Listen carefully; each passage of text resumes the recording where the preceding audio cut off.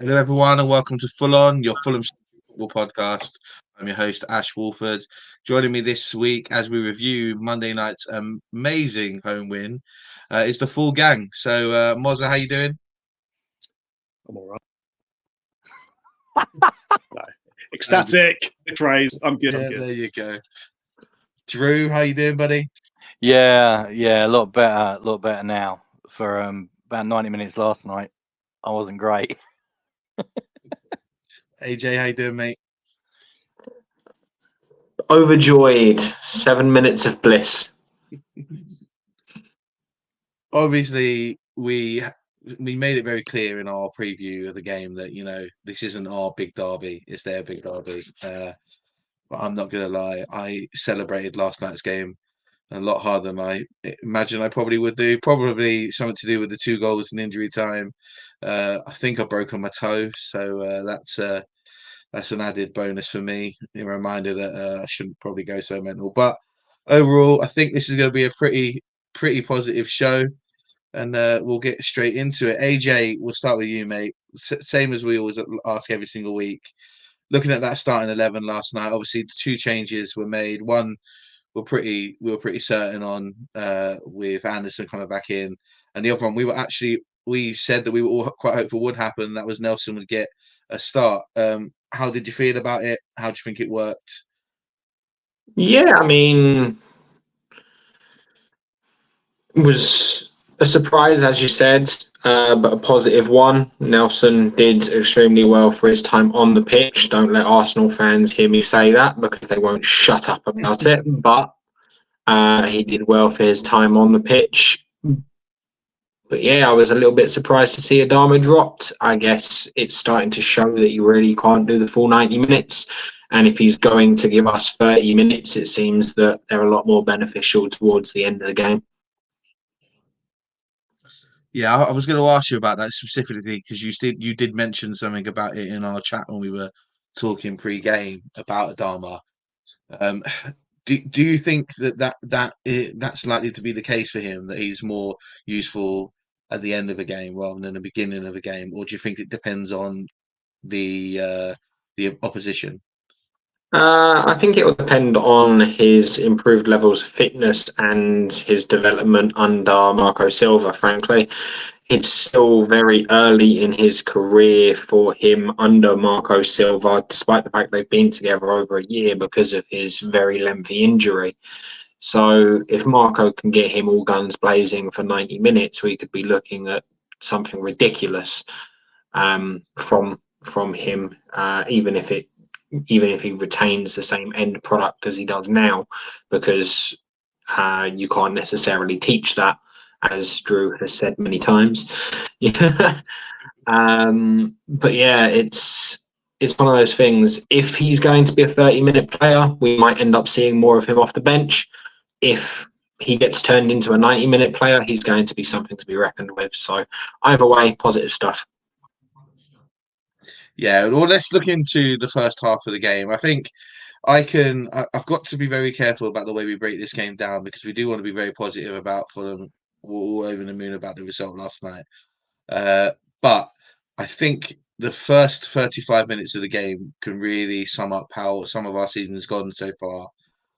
Mozza, I don't know if you agree with me, but it's really frustrating. Really starting to frustrate me that we seem to be able to have so much control, be so calm in control of games, and yet concede through the first shot on target the opposition have. Uh, is it frustrating you as well? Is it something we should be concerned about? Or is it just one of those things that Brentford scored a great goal last night and they did nothing else? I agree with you. And I'm trying not to say everything right now, just in response and answering your question.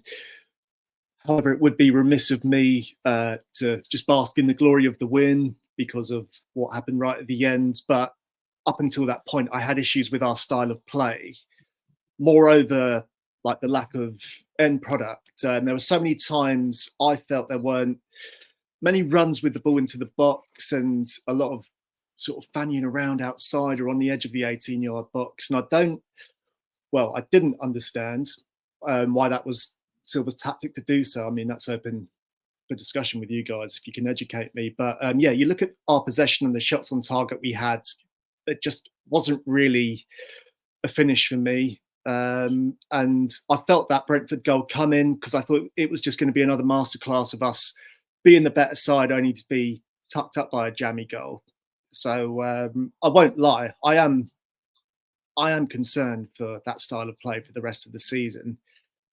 I'm really trying to be positive, don't want to be negative, but I feel like it is worth bringing up because I fear that happening again, and I think we were very lucky last night with what happened at the end. Yeah, Drew, I think when we look at that whole first half, you can sum it up as we basically spent the whole half before and after we scored with them having 10 men behind the ball and coming to defend. It was an absolutely woeful approach for anyone, especially in a local derby, to come to a game and literally just not play football. It's frustrating, but obviously that was their tactic. Their tactic was just stop us from scoring. We said in the preview of the game, we've all fully expected Brentford to score at some point, and it was just about whether or not we could outscore them. Can you sum up that first half, Drew? Was it literally just all us? Like, what was it? Well, I mean, Brentford have got some real problems in terms of their fullbacks. I think that I think we were just so much better than them. I didn't see anything of Mbeumo or Wissa. I thought Robinson shut down the threat of Mbeumo. I mean, I can see where Mozza's coming from. The thing that gets me is that, and I've mentioned this before, when we're on top, we don't sell out enough to the attack. We don't commit as many people forward, and I don't think it's a coincidence that when we did score, it was because we put a midfielder in the hole behind our striker. I mean, Reece Nelson started off like a house on fire. Got through a couple of times. I was hoping. I'm not going to criticise him for shooting, but I was hoping he might have got his head up and might have looked centrally. And then, of course, you're right, quite right, Ash. We did expect Brentford to score, but I don't think any of us expected a screamer like that. We thought it was because they would hit us on the break and they'd carve us open, and they didn't at all until Carvalho nearly scored at the end of the game. I think I mentioned this when we talked about the Everton match post-game. When we've got so much control and when there doesn't appear to be much of a threat coming back, and I fully accept you got to respect your opposition, but just sell out to attack. Just sell out to attack. I mean, Mozza's got the classic cynical Fulham gene that we all have, and I can see what he's saying. I mean, when they went 1-0 up, and we looked like we were going to be there all night. I mean, there's not one person in this pod right now that was sitting there thinking it's well within the realms of possibility that we're going to lose this 1-0. But yeah, I mean, I think Brentford were awful, but I think that's a lot of that's to do with our midfield and how good we were. I appreciate they've got injuries at fullback, but we were a different. They just didn't offer anything. No. I pretty much sum up the whole of the second half like that as well. It's really funny because I want to talk about individual moments, but most of the individual moments come right at the end of the game, and we'll get to talk about individual performances because I think there's an awful lot of players who played last night who deserve a shout out for the work they did. But we'll sum up that second half as well. It was all us. Like there was no Brentford didn't do anything other than that one Carvalho chance right at the end of the after we went 1-1. They didn't offer anything. They were not a threat, and I was really surprised with how quiet Wissa and Mbeumo was because we were all expecting them to be trouble. I think the worst thing that the best thing that Wissa did all night was probably chuck Leno on the floor before they scored when he caught the ball for no reason. That the ref just sort of waved away like it was nothing. And Mbeumo didn't do anything all game. He looked a bit really starved of anything, and it was unsurprising considering the fact that Brentford played 90 minutes with 10 men behind the ball, and they looked to play the worst anti-football ever. And it's almost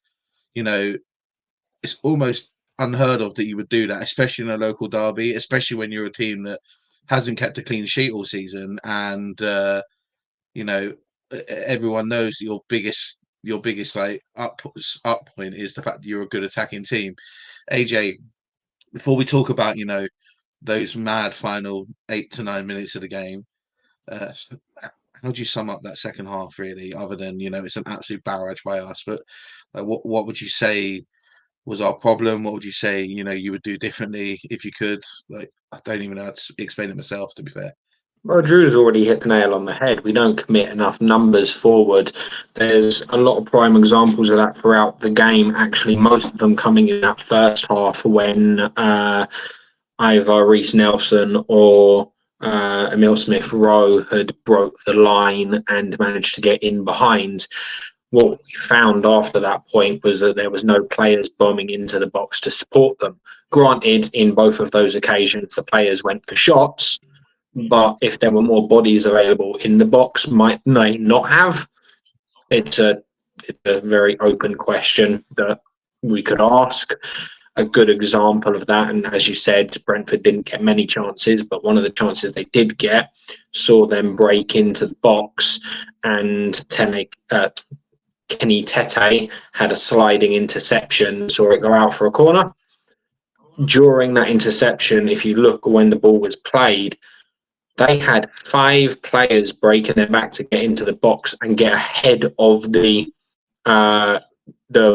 forward playing the ball, which if Tete didn't intercept it, it would have been a very dangerous position for us to be in, essentially outnumbered in our own box. Yes, there's a lot of risk to that sort of tactic, but it's also how you score goals ultimately. Granted, they didn't score any goals like that yesterday, but they didn't get many opportunities like that yesterday, thankfully, because we had shut up shop and made sure they didn't. We were very controlling of the style of football. But yeah, we just need to commit more bodies into the box. That's it. It needs whether or not it's one of our stray midfielders, be that Emil Smith Rowe, be that Pereira, whether or not it's our wingers. If Robinson has got the ball on the left hand side, then whoever our right winger needs to commit to supporting the striker, and vice versa. If Tete's got the ball and is delivering an early cross, as we know he can do, Iwobi needs to, if he's on the left wing, or Nelson or whoever, needs to commit to being that second striker in the box. We're very, very light on attacking figures inside the box. Yeah, I agree. I think one of the things that came quite clear last night is something that we've been moaning about for weeks. Well, I've definitely been moaning about for weeks, and that is the fact that our crossing is shocking. Like, it is shocking, and we have an awful lot of problems where 90% of the reason why our crossing is shocking is because there's only ever one person in the box for that ball to go to. And as good as Raul Jimenez has been at the start of this season, he can't outmuscle 4 defenders. He can't be in the one place the ball is going if there's 4 defenders in the box. Last night, I think there was a lot of us really in control, getting the ball to the end of getting the edge of Brentford box, and then almost not knowing what to do with the ball. You know, there was an awful lot of times where, you know, it was left with centre backs having pop shots or midfielders regurgitating the ball back out wide, and we did an awful lot of, you know, from left wing to right wing to left wing to right wing, like it, because we just didn't know what to do. And I know it's really hard when, you know, a team puts all 11 players behind the ball and you're trying to break that down. And, you know, maybe it's just us. We're not used to being that team that's constantly having to break down 11 defenders behind the ball. And the irony is that, you know, we scored after they brought on a spare defender. But, you know, up until we scored, it always felt like we were needing a bit of luck to score a goal. And funny enough, once we did score that equaliser, that's how it felt. Jack, looking at that equalising goal, I know that it was sort of exciting to feel that. Harry Wilson coming on and doing something that Harry Wilson has done before for us, where he just makes a bit of a nuisance of himself in the box. He always looks to be almost play that number 10 role, like someone should do when he's not out on the wing. Yeah, how do you feel about the goal, the equalising goal? Because I've watched it today about 500 times from about 400 different angles, and you know, I think he meant it. but I want to get your view on it. It's Jack, yeah. Yeah, mate. I was absolutely delighted. Yeah, the same as you, Ash. I've rewatched it and rewatched it. Even on my way home last night after the game, I was listening to Talk Sport, and they were going mad. And I don't know who the guys, who the presenters were last night, but they were all going, "Oh yeah, I think he's meant it. I think he's meant it." And in my head, I was like, "Is it too good to be true? Did he though, really?" But as we say, having watched it back, I think he did. He did mean to do it. And was it luck? You know, I think luck played a part of it, but I think he knew full well what he was doing, and it was a bit of hit and hope. And yeah, you know, it went in, and everyone's saying goal of the season. So yeah, I mean, We'll take it. We'll take it. Yeah, Yeah, we'll take it. We'll take it. Yeah, absolutely. I want to get a quick consensus from everyone about whether or not you feel that Harry Wilson meant it, because if he did mean it, or if this goal was scored by, you know, someone who's much bigger name than him, this will be everywhere, not just us raving about it. Drew, do you think he meant it? You see, speak to him after the game. He was interviewed, and he admitted he put it goalwards, but he was quite happy if it wasn't going in for someone else to. He was hoping someone would be at the back stick. I think it was more hope than in hope than expectation. But the way it was going for us, we needed something like that. Because otherwise, I know we'll come on to the second goal, but even the second goal was he went to head it across the goal, not back from where it came from, and it just hit his shoulder. But he said he put it towards the goal, and he thought if it didn't go in, hopefully it was in case someone would be there to push it over the line. So I think he was hedging his bets, to tell you the truth, but who cares? It went in, and I just like, you got to be kidding me, because it was just going to be unbearable. Like I said, you know, for us, it was just a game. But reading all the Brentford comments, you know, it was doing my head in. But yeah, I don't think. I mean, if he tried to do that again, it would be very difficult. I just think he stuck it in the back stick and hoping someone would come in. But yeah, I don't.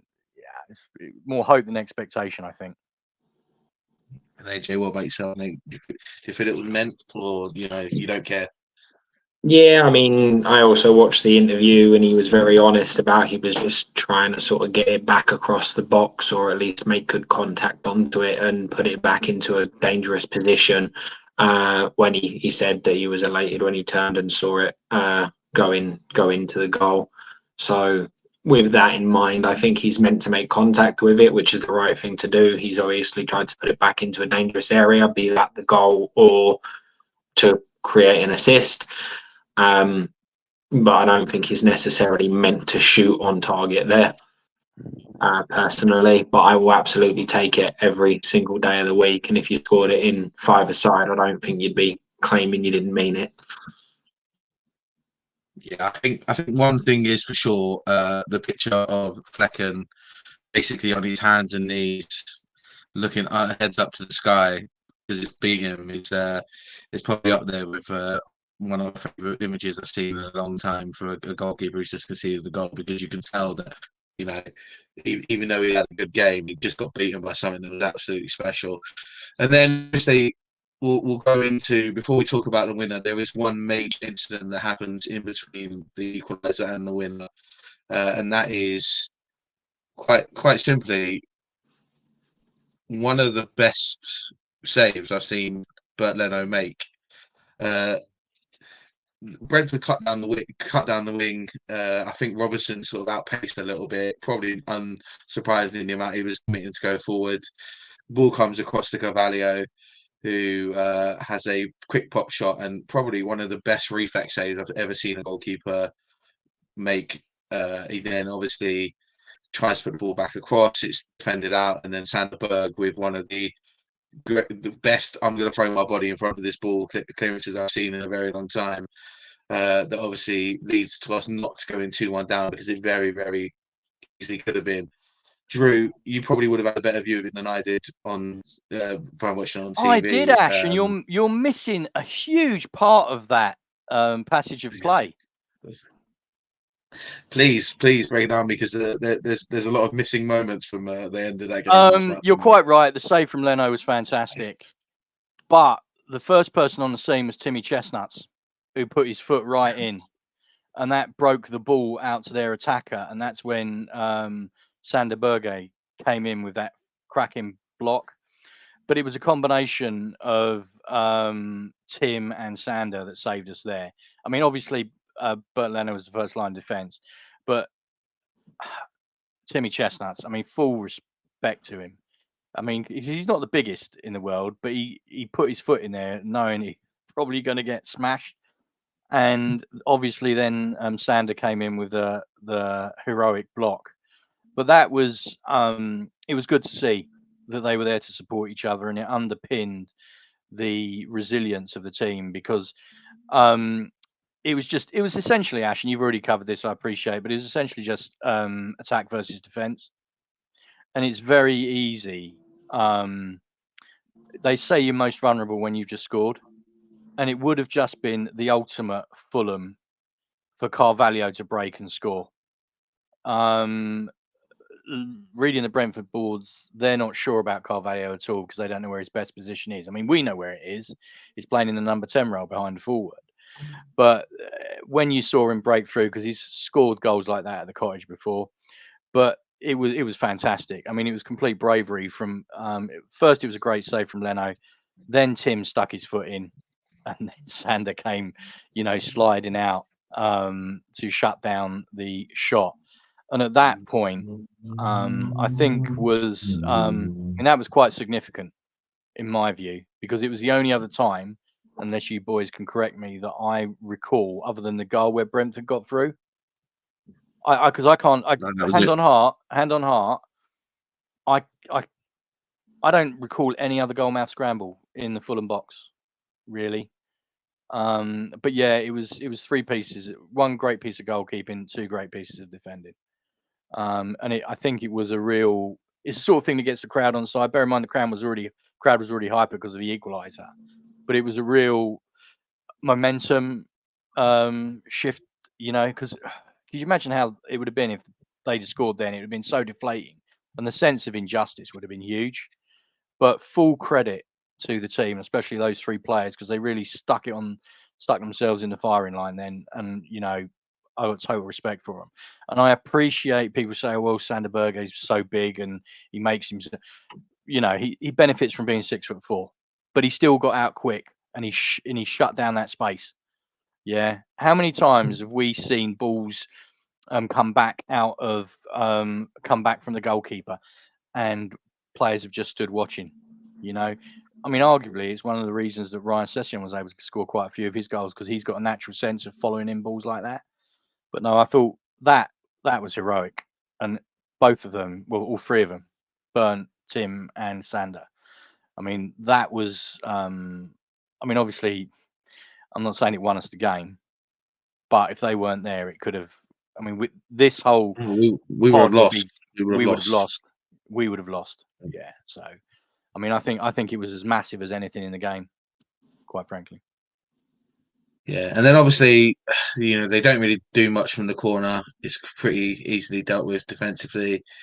We then obviously break down the line, play around with it a little bit, just trying to carve up another little bit of a opportunity. There's a great forward pass by Tom Kearney to Can I just play in say Robinson. something here? And this goes back to a point that AJ made earlier. And I'm glad you brought up Kearney's pass, Ash, because it was the first time all night that I saw us play a pass forward that cut them open. And AJ was talking earlier about how much control we have, and not committing was the word AJ used, and I agree with everything he said. But when you've got that much control, for me, and I know we've got some great players, Kearney is still the one that is able to put his foot on the ball and identify a pass. And you're quite right, it was his pass from deep, because obviously with the sitting where he was, he saw the whole field. It was his pass from deep that set that attack in motion. And I do wonder when we have games like this, and the Everton game that we talked about last week, when we've got so much control, whether we would benefit from introducing Kearney earlier for the ability to pick the pass. But anyway, just saying I think that. I think arguably he's the best passer in the team. He probably has the best vision in the team. I think the only problem with Tom now is that he's now at that age where if the legs and the head necessarily are as good as they've well, his head's always going to be as good as it is, but it's whether the legs can follow. But the pass last night through to Robinson was, mate, I totally accept that. superb.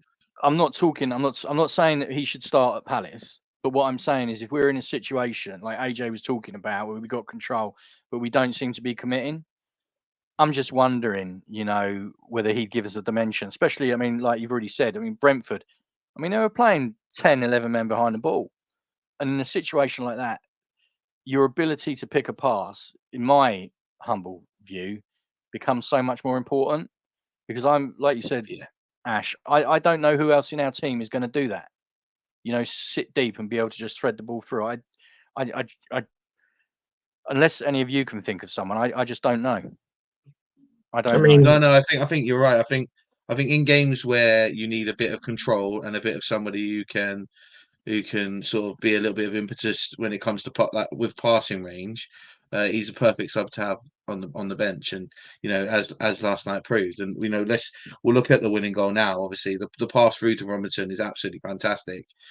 Robinson does really well to not only control the ball, but to realise that he probably needs to give himself a couple more seconds on the ball for people to get into the box. He does really well to take the ball a bit further out. And as much as I like to absolutely rake him across the coals for his crossing, the cross in is actually pretty decent. It's in a dangerous area. If anyone saw the Sky sort of look at the game afterwards, it was right in that second 6-yard box they always talk about for danger in terms of crosses in, and and then obviously Harry Wilson, while attempting to head it into the right hand corners, shouldered it into the left hand. But none of us care about where the ball went in. We just care about how it went in. AJ, looking at the winner, and I will ask everybody else this: just how hard did you celebrate it? Yeah, very. Almost flipped my table over, which doesn't bode well for all of my tech that's laying around on top of it, and my work laptop that almost went out a window. I was very excited to see it happen. Obviously, it goes without saying. Just wish I was there as opposed to at home. But I'll always have the Kenny goal against Leeds. I was there for that one. And Drew, what about yourself, man? How did you to a mixture. Well, I went mad. A mixture of relief and a sense of justice, because we've just seen it so many times before, haven't we? I mean, each of us could go through our history of Fulham and pick out a game where you're sitting there thinking, how the hell did that happen? And it would have been really, really unjust, especially with the way they view the game. To us, it wasn't. I mean, they started seeing Fulham get battered everywhere they go. They'd had one shot on target, and they started singing that when they went 1-0 up. I mean, really, read the room or the stadium. So yeah, I mean, if the game hadn't ended like it did, say we'd been 2-1 up after 70 minutes and it rolled out, or finished that way, it probably wouldn't have been as memorable. But it was because of all the grief we were getting. I mean, it was justice. Justice was served, as far as I'm concerned. I went mental, and it was full credit to the team, because it would have been easy. Like I've said, it would have been easy to become despondent, but they never gave up, and they kept going, as we've already talked about with the scramble following the Bert Leno save. They were all completely committed, and I think that's a testament to them as men and Marco as a manager. They thoroughly deserved it. They thoroughly deserved it. And then, and Mozza, yourself, mate, how did you celebrate the goal? I will talk it through in detail, but I just wanted to ask, I was surprised, Brentford didn't even bring on Ivan Toney at any point in the game. Like, what was? He doesn't play for them anymore. Are you taking a piss? Doesn't play for them Did anymore. he get snapped up by like Arsenal or Chelsea or a big No, he's I think he's somewhere in the desert trying to find out if he He's can building bet on, sandcastles, mate. we can bet on sand crabs running. Yeah. Yeah. Okay, good luck to him. Anyway, yes, when that second goal went in, when Robinson had the ball, I said out loud, "Come on, make dreams come true." Lo and behold, Wilson then gets the goal off the end of that, and I ran out and screamed, and then I ran back and I embraced my mother. This sounds a bit wrong, but I was sat next to her. As long as she was close. Yeah, you know, well, if you insist. But yeah, good laugh, and I think I might have scared her a bit, but it was worth it. And just what you were saying, Drew. Yeah, what we've seen, where we've been done by like last-minute goals from opposition this season, especially, it just felt great, and especially against Brentford, who, we don't care about, but when they give us stick, you've got to be able to take it. And for that was just the cherry on top for me.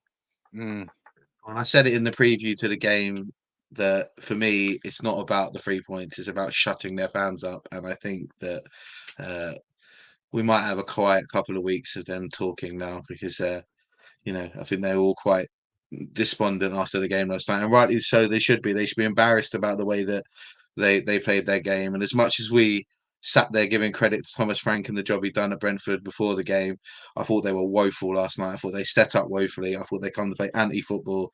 They were an embarrassment for a derby for it to be, and it would have been completely unjust for them to get 1 point, let alone 3 points. So, you know, the result is fully deserved. Guys, we'll finish this how we always finish these games, these game reviews.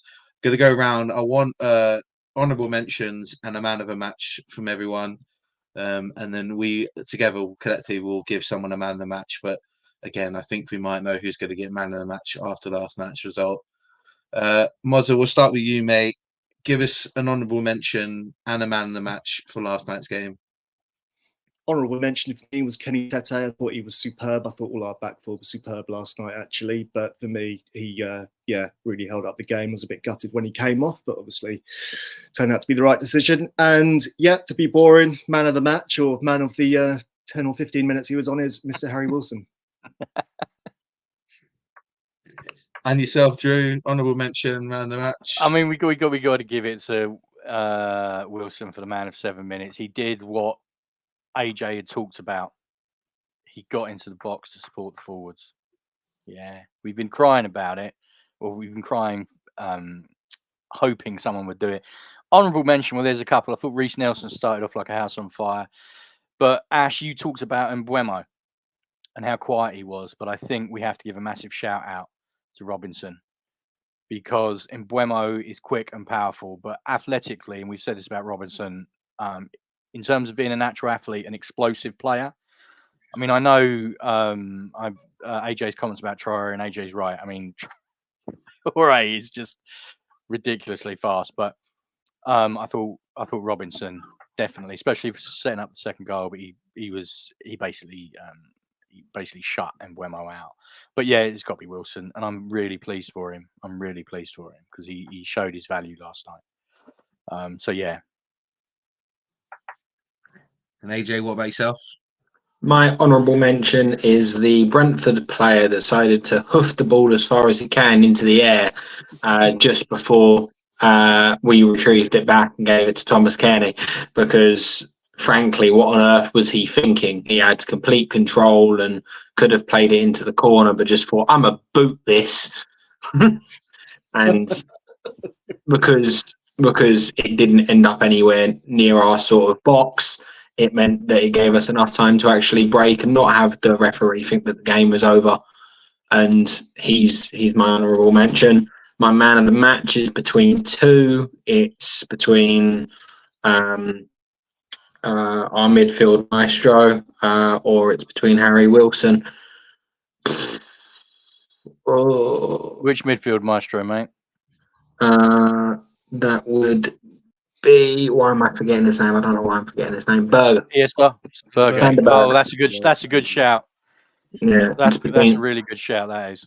it's between Sander Berg and Harry Wilson.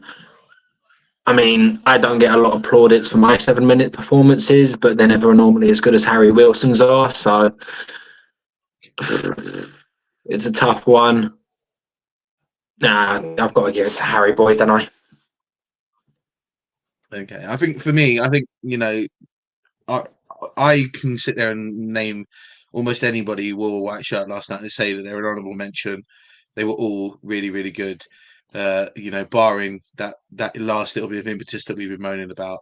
I thought Leno was outstanding because he only had to make one real save in the game, and it would have been very easy after 96 minutes standing there in the cold night to not be switched on, and he did really well to be switched on to make the save he made.